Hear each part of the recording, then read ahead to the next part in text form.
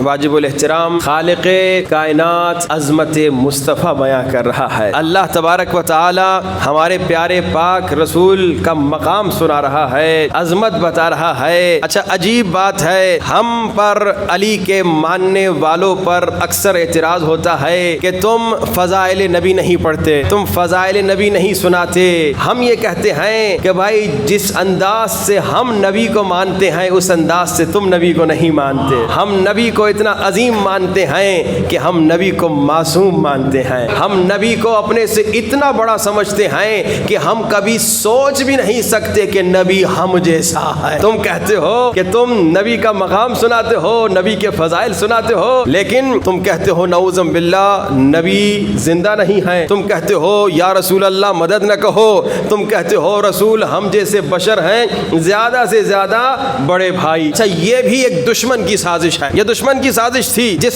سازش کے ذریعے سے دشمن نے ہمارے دوستوں کو گمراہ کیا. اب دیکھیے ابھی کا واقعہ, ابھی آپ نے دیکھا ایران پہ حملہ ہوا اور دو سپر پاور طاقتوں نے پوری کوشش کی کہ شیعہ ملک کو, شیعوں کو شکست دے سکے.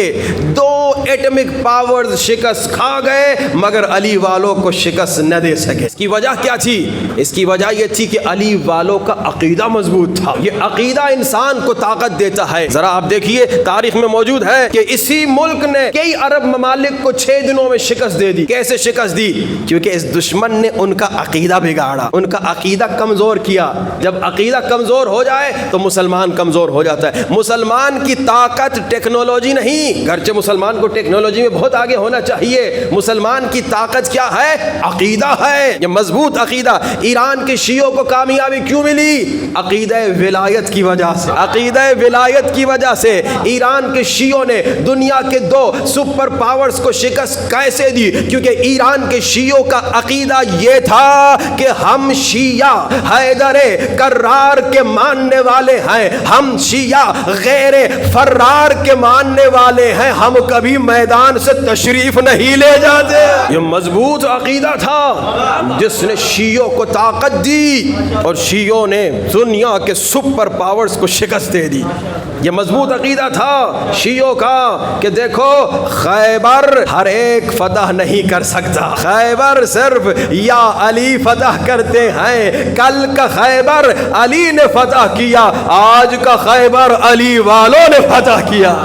یہ عقیدہ ہے, یہ عقیدے کا پاور ہے, عقیدے کی طاقت. مگر اسی دشمن نے کیسے اتنے سارے ملکوں کو 6 دنوں میں شکست دی؟ کیونکہ دشمن نے ایک سازش بنائی تھی. دشمن نے سازش کی, کہا کہ مسلمانوں کا عقیدہ کمزور کر دو, عقیدہ کمزور کر دو, عقیدہ توڑ دو. بھائی مسلمانوں کا عقیدہ کیا تھا؟ کہ رسول زندہ ہیں, جب بھی مشکل میں گرفتار ہو جاؤ تو کہو یا رسول اللہ مدد, رسول سے مدد مانگو, رسول مددگار ہیں, رسول مدد کریں گے. یہ مسلمانوں کا عقیدہ تھا کہ بھائی رسول ہم سے بہت بڑے ہیں, رسول ہم سے بہت اعلیٰ ہیں, رسول کا مقام بہت بلند ہے, رسول کی عظمت بہت زیادہ ہے. ہم جب مشکل میں گرفتار ہوں تو غیبی مدد رسول کریں گے, غیب سے رسول مدد کریں گے. وسیلہ اللہ طاقت دیتا ہے, وسیلہ رسول کو بناتا ہے. یہ مسلمانوں کا عقیدہ تھا. مگر دشمن نے عقیدہ بگاڑ دیا. سازش کیا؟ کہا کہ بھائی اب کیونکہ دشمن جانتا تھا مسلمان کے پاس اگر ٹیکنالوجی بھی ہو اور عقیدہ بھی ہو تو مسلمان کو کوئی شکست نہیں دے سکتا. آج آپ نے دیکھا مسلمان کے پاس, ایرانی شیعوں کے پاس ٹیکنالوجی بھی تھی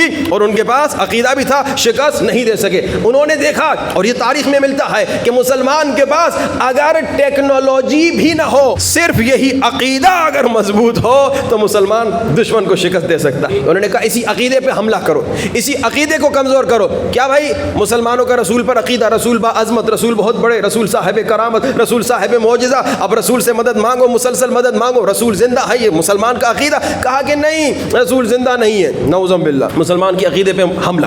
اب جب رسول زندہ نہیں تو مسلمان مشکل میں رسول سے کیسے مدد مانگے گا؟ بھائی کہتے ہیں یا رسول اللہ مدد نہ کو, کیونکہ یا تو زندہ کے لیے رسول تو نعوذ باللہ دنیا سے چلے گئے. بھائی اس سے بڑی توہین رسالت کہ رسول کو توہین رسالت ہے یہی کہ رسول کو مردہ کہہ رہے ہو, نعوذ باللہ. اس سے بڑی توہین رسالت کہتے ہیں رسول ہم جیسے بشر. یہ دشمن کی سازش ہے. اس کا شکار ہو چکے ہمارے بعض دوست. یہ دشمن کی سازش ہے, خدا کی قسم. دشمن نے کہا کہ مسلمان مشکل میں میدان جنگ میں جب پھنستا تھا یا رسول اللہ مدد کہتا تھا, کیونکہ رسول کو طاقتور سمجھتا تھا, رسول کو غیب سے طاقت سمجھتا تھا. لیکن جب مسلمان نے کہا رسول اور ہم میں فرق ہی نہیں, زیادہ سے زیادہ بڑے بھائی, زیادہ سے زیادہ بڑے بھائی, تو پھر کیا ہوگا؟ اب مسلمان مشکل میں رسول سے مدد نہیں مانگے گا. اب مسلمان کا بھروسہ صرف ٹیکنالوجی پہ ہوگا. اب دشمن اس مسلمان کو شکست دے سکتا ہے, کیونکہ دشمن کا بھروسہ بھی ٹیکنالوجی پہ, مسلمان کا بھروسہ بھی ٹیکنالوجی پہ. اب جناب برابری ہوگی جنگ کی, لیکن مسلمانوں کے پاس ایک طاقت تھی کہ بھائی ٹیکنالوجی ہو یا نہ ہو, رسول کی مدد ہے, علی کی مدد ہے. مسلمان کی طاقت یہ تھی کہ مسلمان کہتا تھا ہر درد کے لبوں پہ سجا ہے دوا کا نام, حاجت روا سے پوچھو حاجت روا کا نام, حاجت سے پوچھ لو کبھی حاجت روا کا نام. گر تجھ کو یقین ہو تو آزما کے دیکھ, مشکل کی موت ہے میرے مشکل کشا کا نام. یہ طاقت تھی, یہ قدرت تھی مسلمان کی. لیکن دشمن نے حملہ کیا. دشمن نے کہا کہ دیکھو رسول تم جیسے بشر ہیں تو رسول سے مدد مانگنے کی ضرورت نہیں. اور پھر دلیل میں قرآن کی آیت پیش کر, دلیل میں قرآن کی آیت, وہ آیت جو رسول کی عظمت کے لیے آئی تھی, رسول کے مقام کو بتانے آئی تھی, اسی آیت کو رسول کے خلاف یوز کر دیا. کیا آیت؟ قل, جیسے قل هو اللہ احد ہے نا, کہہ دو اللہ ایک ہے, اس طرح قل انما انا بشر مثلکم, کہہ دو میں تم جیسا بشر ہوں. بھائی جب اللہ خود حکم دے رہا ہے رسول کو کہ لوگوں کو بتا دے میں تم جیسا بشر, تو پھر بس بات ہی ختم.